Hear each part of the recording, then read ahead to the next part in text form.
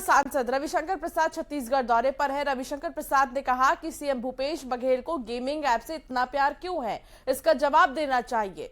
साथ ही उन्होंने ये भी स्पष्ट किया कि जो बयान कांग्रेस गंगा जल पर जीएसटी को लेकर दे रही है और इस पूरे मामले को लेकर जो घेराबंदी हो रही है और आरोप जो लगाए जा रहे हैं पूरी तरह से गलत है। तमाम मुद्दों पर बातचीत की रविशंकर प्रसाद से हमारे डेप्यूटी एडिटर अभिषेक शुक्ल ने। हमारे साथ इस वक्त मौजूद हैं पूर्व केंद्रीय मंत्री रविशंकर प्रसाद जी। छत्तीसगढ़ पहुंचे हुए हैं। छत्तीसगढ़ में चुनावी सरगर्मियां तेज हैं, बड़ी जिम्मेदारी उनको भी मिली है और कई जगह दौरे भी कर रहे हैं। सीधे सवाल जवाब का सिलसिला उनसे शुरू करते हैं। रविशंकर जी, आज आपने प्रेस कॉन्फ्रेंस में एक महादेव ऐप का जिक्र किया था। मुख्यमंत्री ने उसका जवाब ट्वीट करके दिया कि केंद्रीय नेताओं को जानकारी नहीं होती, पहले ये पता कर ले कि ईडी की जांच ऐप में किसने शुरू की। ईडी से पहले ईडी की जांच में उनके एक अंतरंग सहयोगी का नाम है कि नहीं, मैं नाम नहीं खोलूंगा, उनके इस जवाब की प्रतीक्षा करूंगा। ऐसा क्या है भूपेश बाबू कि भिलाई का एक साधारण बंदा जिसकी छोटी सी दुकान थी, वो अपनी शादी में 200 करोड़ खर्चा कर रहा है दुबई में। सब कैश में पेमेंट है, सिने तारिकाओं को, सिने हीरोज को, सारी टिकटें उनके रिश्तेदारों की कैश से पेमेंट हो रही है। तो कहीं ना कहीं तो कोई प्रोत्साहन था ना। तो मैं उनसे कहूंगा ईडी की चार्जशीट पढ़ लीजिए। हाँ, और इसीलिए मैंने कहा था कि शायद डिजिटल गेम उनको अच्छा लगता है, चाहे कैंडी क्रश हो या फिर महादेव ऐप हो। और फिर भी नाम महादेव का, हम सबों के आराध्य है, क्या मजाक है। हाँ, तो मैं उनसे यही कहूंगा जो टिप्पणी कर रहे हैं कृपया करके ईडी का डॉक्यूमेंट पढ़ लें। उसमें किसका किसका नाम है, कौन पैसे पहुंचाता था पदाधिकारियों को और नेताओं को। आप देश के पूर्व संचार और आईटी मंत्री से बात कर रहे हैं ना। ये गंगा जल की योजना मैंने ही शुरू की थी। उसका कारण क्या था कि मैं तमिलनाडु गया था, चेन्नई।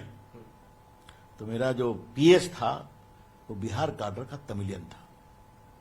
उसने कहा सर मेरी एक कुछ संबंधी हैं। उन्होंने कहा आप तुम मंत्री के साथ काम करते हो, हम लोग जब अंतिम सांस लेते हैं तो गंगा जल देने की इच्छा होती है। वहां तो है नहीं गंगा जल, कुछ कर सकते हो? ये दिमाग में मेरे आया। तो फिर मैंने गंगोत्री का गंगा जल और ऋषिकेश का गंगा जल बोतल में पैक करा करके पोस्ट ऑफिस के माध्यम से देश में भिजवाना शुरू किया। 5 रुपये 11 रुपये लाइक दैट। आज बहुत लोकप्रिय है। कोई जीएसटी नहीं है मिस्टर भूपेश बघेल, साफ साफ सुन लें, झूठ बोलना बंद करें। और जब मुझे मालूम हुआ तो आज सुबह मैंने पदाधिकारियों से बात की, ऐसी बात ही नहीं है। न डिजिटल मार्केटिंग में है न फिजिकल मार्केटिंग में है। तो गंगा के लिए आपको कब से प्यार हो गया भूपेश बाबू? आपके पिताजी तो पूरे सनातन पर ही हमला करते रहते हैं। आपके पार्टी के राष्ट्रीय अध्यक्ष बोलते रहते हैं, राहुल गांधी चुप रहते हैं जब सनातन की तुलना डेंगू से और एड्स से की जाती है। तो कृपया करके आप स्वांग न करें। हमसे बात करने के लिए बहुत बहुत शुक्रिया आपका। तो पूर्व केंद्रीय मंत्री रविशंकर प्रसाद जी हमारे साथ थे। छत्तीसगढ़ पहुंचे हुए हैं और लगातार कांग्रेस सरकार पर हमला बोल रहे हैं। कई मुद्दों पर आज उन्होंने घेरेबंदी की है और हमारे बातचीत में भी उन्होंने कई सारे अहम मुद्दों को उठाया है। कैमरामैन राजेंद्र के साथ अभिषेक शुक्ल, न्यूज 18 छत्तीसगढ़, रायपुर। और बढ़ते हैं आगे, आपको बता दें कि कोटा से बीजेपी प्रत्याशी बनने के बाद प्रबल प्रताप सिंह जुदेव पहले दौरे पर गौरेला पेंड्रा पहुंचे और यहां बीजेपी कार्यकर्ताओं ने जुदेव का स्वागत किया। प्रबल प्रताप सिंह जुदेव ने कहा कि कोटा में अपने लिए घर ले लिया है और वो कोटा के बेटे हैं। उनके पिता भी इस क्षेत्र से सांसद रहे हैं, ये उनकी कर्म भूमि है। उन्होंने कहा कि बाहरी का आरोप लगाने वाले कांग्रेसी पहले बताएं कि सोनिया गांधी कहां से है और कहां की बीजेपी पार्टी ने मुझे प्रत्याशी बनाया है। जो विपक्ष में होगा हम उससे पूरी ताकत से लड़ेंगे।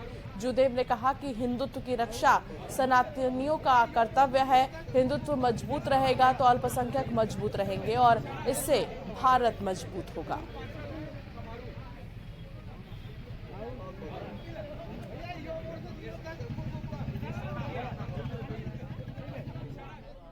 कर्म भूमि है। पिताजी बिलासपुर के सांसद रहे हैं। ये जो जुमलेबाजी और ये अफवाह फैला रहे हैं विधर्मी, इनकी बातों में नहीं आना है। और ये जो बाहरी जो कर रहे हैं, सबसे पहले इनसे पूछिए कि इनकी आका कहाँ की है सोनिया गांधी, और इनके राहुल बाबा कहाँ से लड़ते हैं चुनाव। हम यहाँ के हैं, मैं कोटा का बेटा हूँ, कोटा की सेवा करना है। खबर जगदलपुर से है, जहां उड़ीसा बॉर्डर के पास से पुलिस ने वाहन चेकिंग के दौरान 11,22,00,000 रुपए जब्त किए हैं। पैसे के साथ 2 युवकों को भी पुलिस ने पकड़ा है, जो उड़ीसा के रहने वाले बताए जा रहे हैं। पैसा कहां से लेकर आ रहे थे, कहां लेकर जा रहे थे, इस बात की अभी तक जानकारी नहीं मिल पाई है। दरअसल आपको बता दें कि पुलिस को ये मुखबिर से सूचना मिली थी कि कुछ लोग गाड़ी से कैश लेकर निकले हैं, जिसके बाद पुलिस ने चेकिंग के दौरान गाड़ी को रुकवाया और रुपयों को जब्त कर लिया। ये पूरा मामला अब आयकर विभाग को सौंप दिया गया है, क्योंकि चुनाव है, ऐसे में जो चेकिंग है वो और सघन हो गई है। चुनाव आयोग की तरफ से सख्त निर्देश है कि किसी भी तरह के कैश मूवमेंट या फिर लिकर मूवमेंट या कोई अन्य पदार्थ जो कि चुनाव को प्रभावित कर सकते हैं नहीं होना चाहिए। इसे रोकना सुनिश्चित करना है।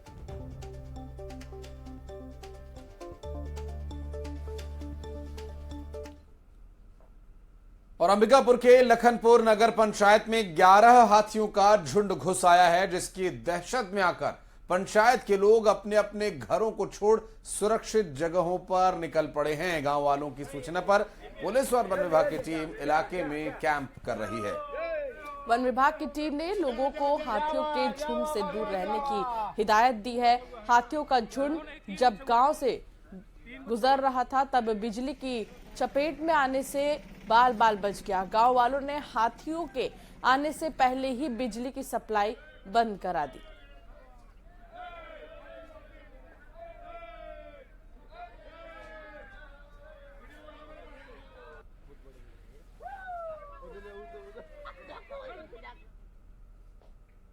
मुंगेली से खबर आ रही है, जहां खेल खेल में गई जान बच्चे की। खेल खेल